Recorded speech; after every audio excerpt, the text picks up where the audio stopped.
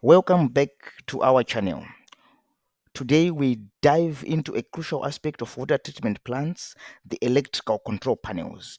These panels are vital for the operational efficiency, safety, and automation of the entire water treatment process. Let's break down their components one by one. But before we go into them,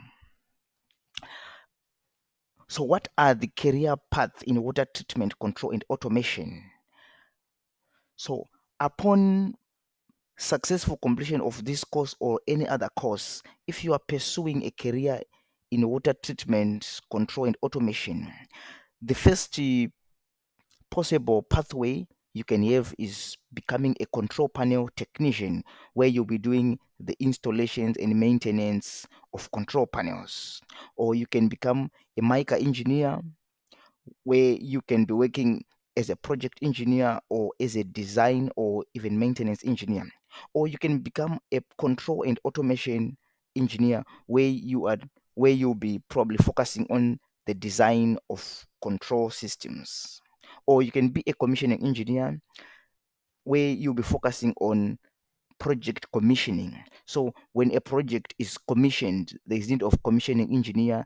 These guys, they'll actually make sure that the plant is operating according to the designs. And if there are some mismatch, they will still be able to do fine tuning of all the processes involved, like from the mechanical, the process side, as well as the control and automation.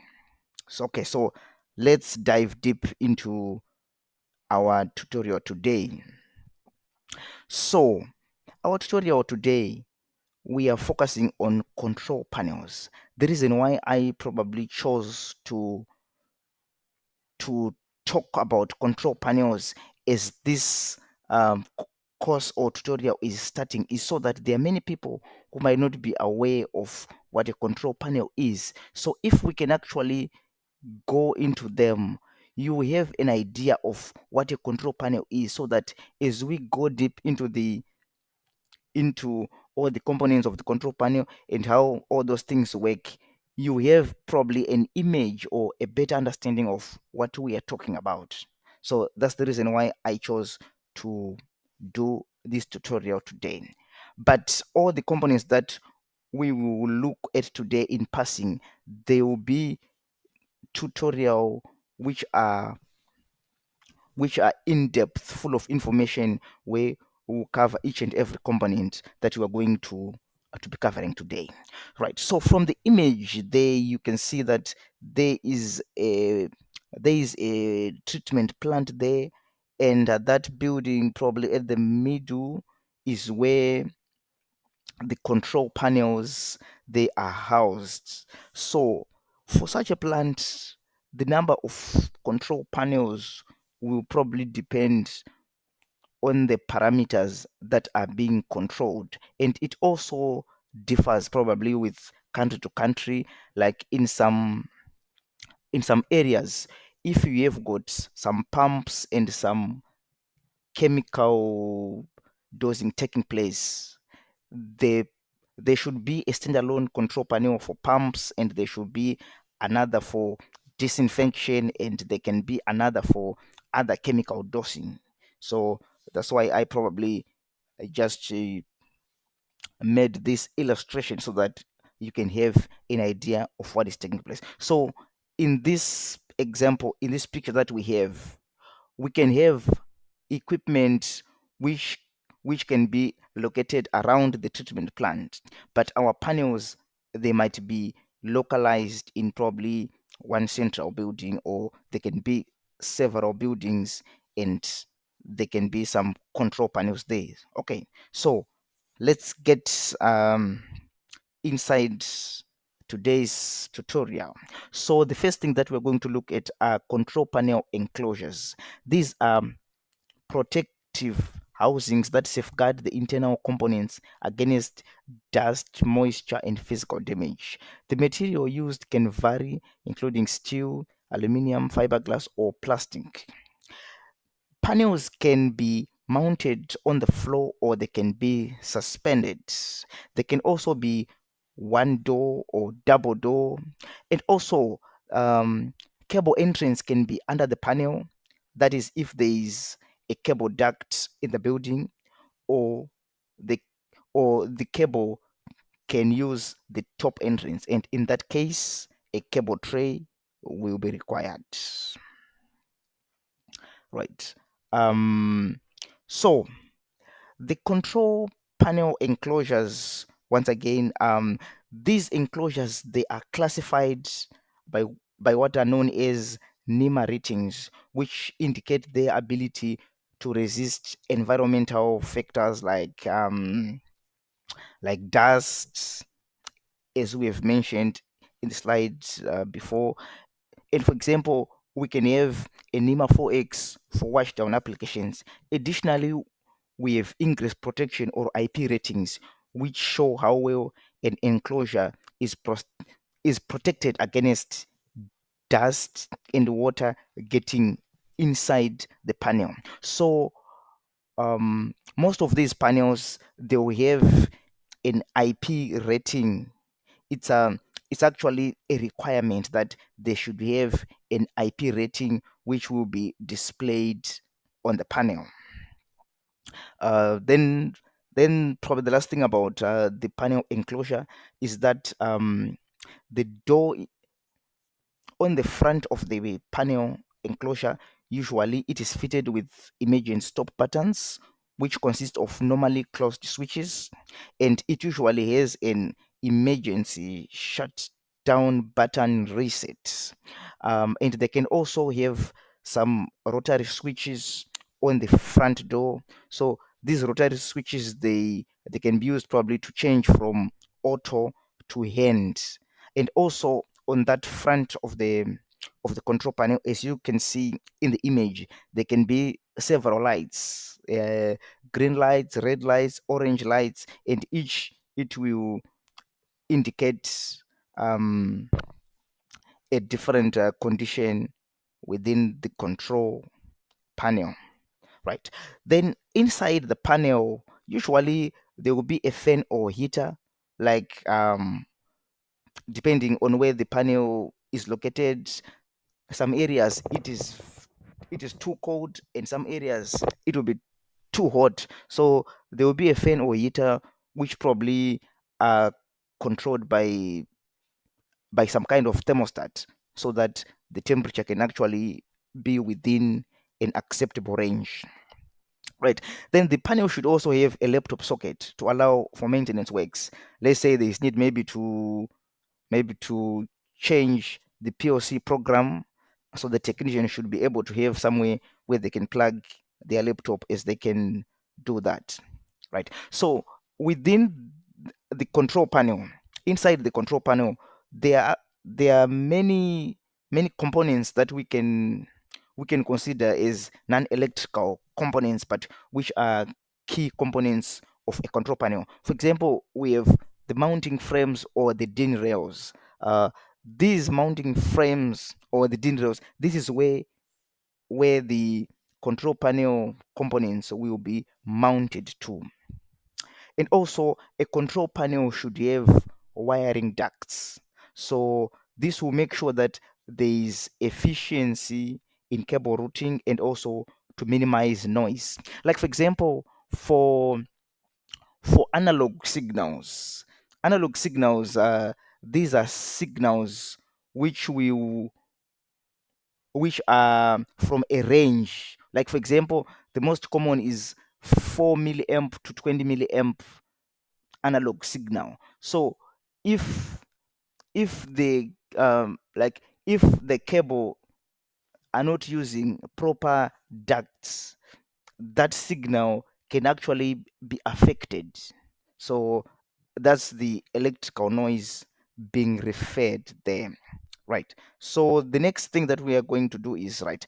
So now what we're actually doing is to go through the most common components that you can find in a control panel.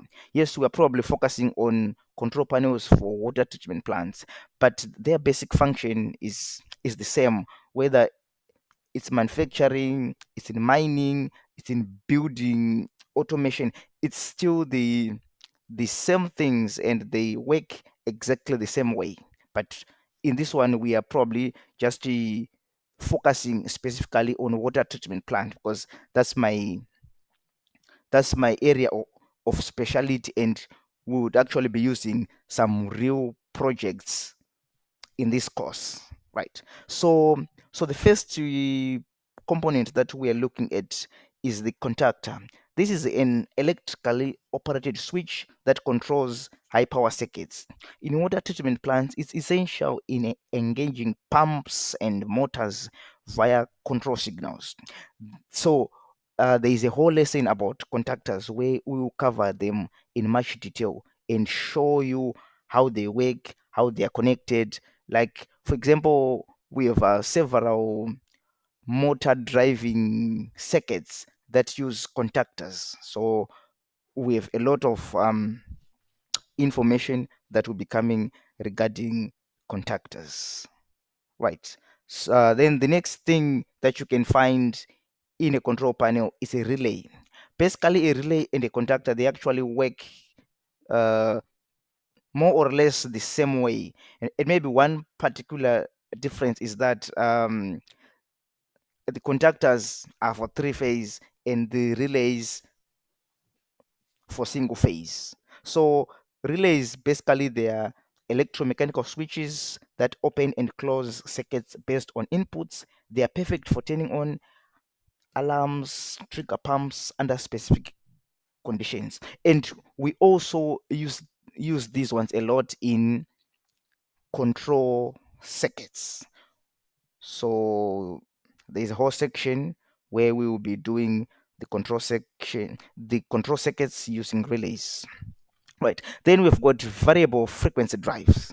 So VFDs, these they adjust the speed and torque of electric motors by altering the frequency and voltage supplied.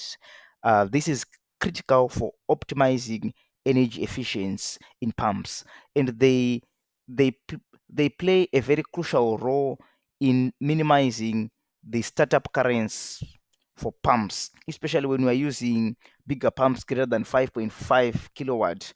We usually use variable frequency drive so that we reduce the inrush current and also allow for smooth operations. And also in some case where maybe you've got some pumps and maybe the flow rate, they you want to be able to change the flow rates. So you can actually use a VFD where at 100% the VFD or the pump will be supplying the full flow rate, but the VFD can actually be programmed maybe to run at 80%, which means even the flow rate it will be at 80%. So you can actually use this to play around and adjust some of the processes that you can find on a water and wastewater treatment plant. And usually for all pumps which are 5.5 kilowatts and above, we use variable frequency drives, right? Then we have the MCB. So for all our circuits, or rather for all the equipment that we have in the control panel, each and every component should have its own circuit breaker. So these are devices that automatically cut off the circuit during overload or short circuit situations so that we can protect our equipment from damage. And we can also use them even for isolating individual components in our panel. Then we have the MCCB, the molded case circuit breaker. This actually works more like an MCB, but these ones they are for large electrical panels and they are rated up to 1000 amps, and also they offer better protection than MCBs, and they can be adjusted to suit um, a range of currents. So we will have a bigger section where we talk about this, and where we look at some trip curves and how to read the trip curve, how to select these things. So we have a lot of information that will be coming soon. Right. Then the next thing that we've got transformers. So usually what we have in a control panel is that the incoming power is usually either probably 380 volts to 400 volts, and we will be using that probably to power high energy use equipment like maybe pumps, blowers, compressors, and the like. But we also have some equipment within the panel that require less voltage. Like, for example, you can have a PLC that require maybe 110 volts AC. So we will need a transformer that will step down from 400 to 110 volts AC. So in some panels, we have some transformers. Then we have got our PLC. That's the programmable logic controller. The PLC, it has got a CPU, which is essentially the brain of the PLC. These rugged computers, they automate and control equipment, and they do some complex logical operations. So the PLC is the one that will be sending the instructions, like when the pump to turn on, when to stop. So what will be happening is that there will be some communication between these field devices and the PLC. There will be like back and forth communication, because for a pump to run, it will require a signal from the PLC.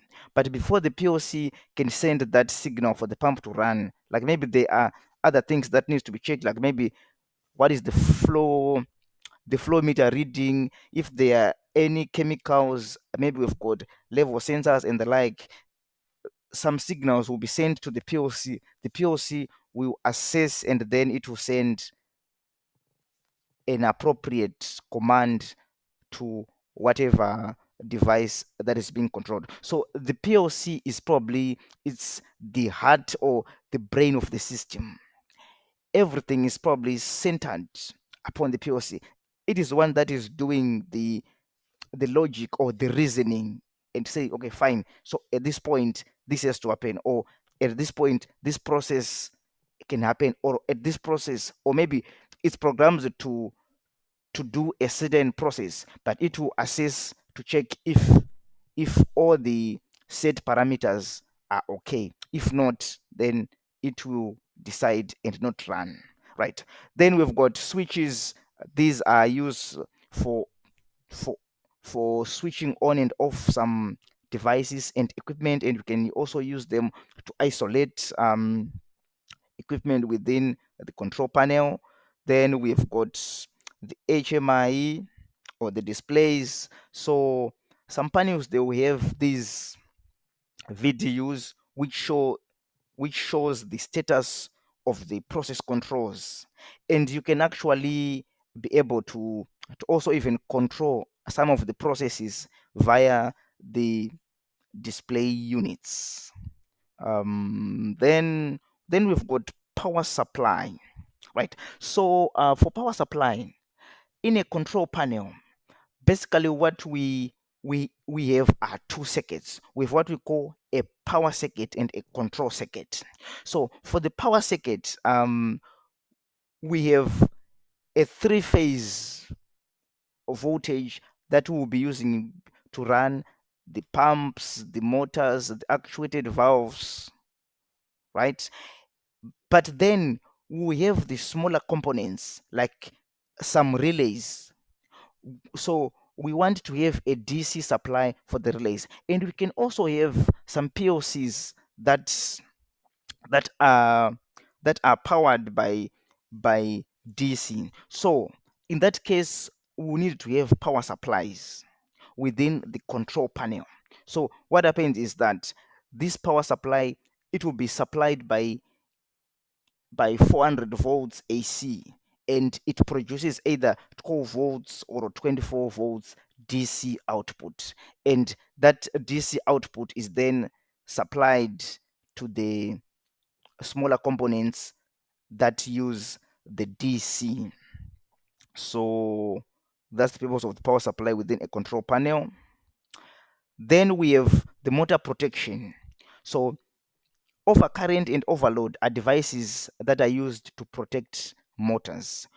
And we have a whole section about them later on where we go deep in sizing them, selecting them, where we are going to do some calculations about the inrush current and how to size overload and overprotection. So make sure that you have subscribed to this channel, share with your friends so that you all will not miss this, right?